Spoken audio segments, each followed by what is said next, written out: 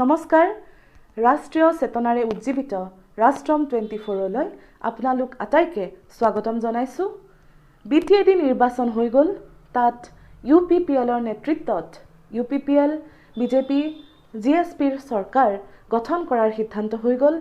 প্ৰমোদ বড়ো ডাঙৰীয়া মুখ্য কাৰ্যবাহী হ'ব। পৰৱৰ্তী দিশত বিটিএডি ৰাজনীতি কোন দিশত গতি কৰিব, এই আটাইবোৰ বিষয় লৈ পেলাই বিশ্লেষণ আগবঢ়াব ৰাজনৈতিক বিশ্লেষক ডক্টৰ জ্ঞানেন্দ্ৰ বৰ্মা। আমি বহুতেই ধাৰণা কৰাৰ নিচিনাকৈ প্ৰমোদ বড়ো ডাঙৰীয়া বিটিএডিৰ নতুন মুখ্য কাৰ্যবাহী হ'ব, সেয়া কথা সুনিশ্চিত হৈ পৰিলে। গতিকে বিজেপি, ইউপিপিএল আৰু জিএছপি এই মিত্ৰতাৰ চৰকাৰ বিটিএডিত 15 তাৰিখে শপত বাক্য পাঠ কৰিব, সেই কথা স্পষ্ট হৈ পৰিল। বিপিএফে যদিও শেষ মুহূৰ্তলৈকে আশা কৰি আছিলে যে বিজেপিয়ে ছাপোৰ্ট দিব, কিন্তু বিজেপিয়ে ইউপিপিএলৰ লগত পূৰ্বৰে পৰাই আমি জানো যে এক ধৰণৰ আণ্ডাৰষ্টেণ্ডিঙত নিৰ্বাচন খেলিছিলে আৰু সেই ধৰণে ইউপিপিএলৰ উত্থান ঘটিলে, বিজেপিৰ উত্থান হ'ল। তাৎপৰ্যপূৰ্ণভাৱে বিপিএফেও নিজৰ আধিপত্য বৰ্তাই ৰাখিবলৈ সক্ষম হ'ল, যদিও আগতকৈ তেওঁলোকৰ পলিটিকেল স্পেচ কিছু সংকুচিত হৈছে। সেই ধাৰণা আমি পূৰ্বতে কৰিছিলোঁ, ব্যক্তও কৰিছিলোঁ যে বিপিএফক ওলাই কৰিব নোৱাৰি এতিয়াও, কিন্তু পলিটিকেল স্পেচটো সীমিত হ'ব। সেয়াই হ'ল বিজেপিৰ উত্থান হ'ব বুলি আমি ব্যক্ত কৰিছিলোঁ আগতেও। বিজেপিৰ উত্থান হ'ল, 1খন আসনৰ পৰা 9খন আসনলৈকে বিজেপিৰ উত্থান ঘটিলে আৰু ইউপিপিএলৰ উত্থান এক উল্লেখনীয় দিশ। এতিয়া কথাটো হ'ল প্ৰমোদ বড়ো ডাঙৰীয়া নতুন মুখ্য কাৰ্যবাহী হ'বলৈ গৈ আছে।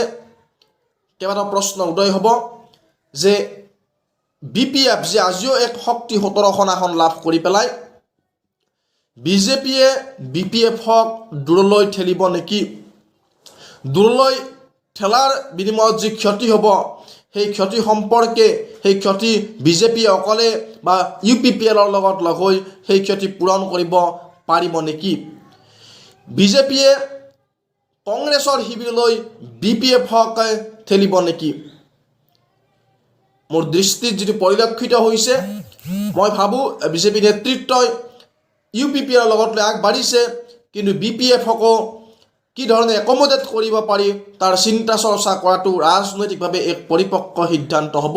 কিয়নো বিপিএফক কংগ্ৰেছৰ শিবিৰলৈ ঠেলি পঠোৱাটো ৰাজনৈতিকভাৱে এটা পৰিপক্ক সিদ্ধান্ত নহ'ব, কিয়নো যি 12খন আসনৰ সমৰ্থন বিজেপিয়ে এতিয়া পাই আছে, 2021ত যদি বিপিএফক দূৰলৈ ঠেলি পঠোৱা হয়, তেতিয়াহ'লে এই 12খন আসনৰ সমৰ্থন বিজেপিয়ে নাপাবও পাৰে। কিয়নো বিপিএফৰ হয়তো আসন কমিব 21ত, কিন্তু তাৰ অৰ্থ এইটো নহয় যে একেবাৰে নাইকিয়া হৈ যাব। BPF still is a political power, আমি সেইটো অস্বীকাৰ কৰিব নোৱাৰোঁ। ৰঞ্জিত দাস ডাঙৰীয়াৰ লগত বিপিএফৰ চিফ হাগ্ৰামা মহিলাৰ ডাঙৰীয়াৰ এক সংঘাতপূৰ্ণ পৰিৱেশ আৰম্ভণিৰ পৰা হৈছিলে, যেতিয়া ৰঞ্জিত দাস ডাঙৰীয়াই বিটিএডিত বিজেপিৰ শক্তিৰ উপস্থিতিৰ পোষকতা কৰিছিলে আৰু এক ধৰণৰ এনেকুৱা চলি আছিলে। প্ৰশ্ন হৈছে যে ৰঞ্জিত দাস ডাঙৰীয়াই এক ৰাজনৈতিকভাৱে এক বিপিএফৰ ওপৰত আক্ৰোশ পূৰণ কৰাত সফল হ'ল নেকি বা কৰিলে নেকি? কিন্তু ৰাজনীতিত সেয়া এক ধৰ্ম। ৰাজনীতিত পলিটিকেল স্পেচটো বিচাৰিবৰ কাৰণে আন দলৰ দুৰ্বলতাসমূহ এক্সপ'জ কৰিবই লাগিব, সেয়া এক স্বাভাৱিক কথা।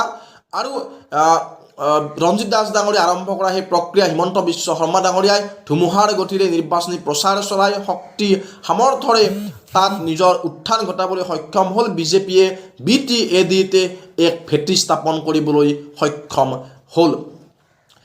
আন এটা লক্ষণীয় কথা যে বিজেপিয়ে ইউপিপিএলক লৈ আগবাঢ়িছে, লগত এইবাৰ জিএছপি আহিছে।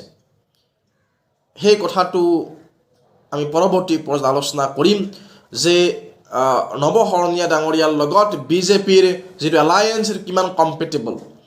ইয়ালৈ বহুত চিৰিয়াছ কুৱেশ্যন আছে, আইডিঅ'লজিকেল কুৱেশ্যন আছে। সেই কথাবোৰ আমি পৰৱৰ্তী সময়ত আলোচনা কৰিম।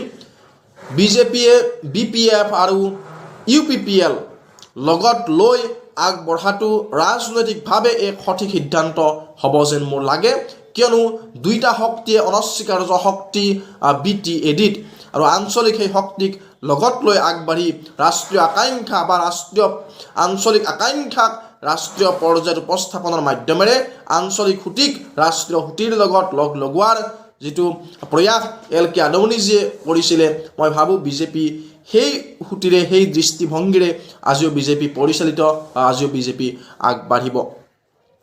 প্ৰমোদ বড়ো ডাঙৰীয়াৰ উত্থানৰ লগে লগে বা তেখেতৰ নেতৃত্বত যি চৰকাৰ হ'বলৈ গৈ আছে তাৰ লগে লগে কেইটামান প্ৰশ্ন আছে। সেই প্ৰশ্নকেইটা হ'ল যে এই সময়ত আমি জানো অতি উগ্ৰ এক দৃষ্টিভংগী লৈছিলে তেখেতে আন কিছুমান মূলসুঁতিৰ মানুহৰ প্ৰতি, গতিকে সেইসকলৰ হৃদয় জিকিবলৈ প্ৰমোদ বড়ো ডাঙৰীয়া সমৰ্থবান হ'বনে, সেয়া এক ডাঙৰ প্ৰশ্ন। আকৌ যাতে সেই বাইনাৰী যি উলম্ব বিভাজন বড়ো অবড়ো নামত তাৰ ঊৰ্ধত উঠি কি বড়ো কি জাতি কি অজনজাতি সকলোখিনিৰ সমন্বয়, সকলোখিনিৰ ন্যায্য আকাংক্ষা পূৰণৰ মাজেৰে BTADৰ উন্নয়ন, BTADৰ শান্তিৰ কাৰণে কাম কৰক, সেই আকাংক্ষা আমি সকলোৱে কৰিছোঁ। এটা সময়ত বন্দুকৰ শব্দত ৰাতিপুৱাইছিলে, কিন্তু এতিয়া চৰাইৰ মাতত তাত ৰাতিপুৱাব। সেই আকাংক্ষা প্ৰত্যেকজন শান্তি প্ৰয়াসী বড়োলেণ্ডৰ বড়ো আন জনজাতিসকলৰে সেই আকাংক্ষা পূৰণ হওক। অজনজাতিসকলৰ যি ভূমিৰ অধিকাৰৰ কাৰণে দীৰ্ঘদিন ধৰি তেখেতসকলে আশংকাত ভুগি আছে, সেই আশংকা নিৰাময় কৰাত প্ৰমোদ বড়ো ডাঙৰীয়া সফল হ'বনে? বিজেপিয়ে সেই সপোন দেখুৱাইছে যে অজনজাতি যিসকল ভূমিপুত্ৰ সেইসকলে মাটিৰ অধিকাৰ পাব, সেই অধিকাৰ ৰক্ষাৰ কাৰণে বিজেপিয়ে নিশ্চিতভাৱে প্ৰয়াস কৰিব লাগিব। প্ৰমোদ বড়ো ডাঙৰীয়াই সেই প্ৰয়াস কৰি সকলোকে লগত লৈ আগবাঢ়ি গৈ BTADৰ উন্নয়ন কৰক, উন্নয়নৰ এক শিখৰলৈ লৈ যাওক, সকলো ন্যায্য আকাংক্ষা পূৰণ কৰক। BTR চুক্তি ৰূপায়ণ কৰি বড়ো জনতাৰ আকাংক্ষা BTRক এক নতুন ৰূপত সজাই তোলক, সেই আকাংক্ষা এই প্ৰত্যাশা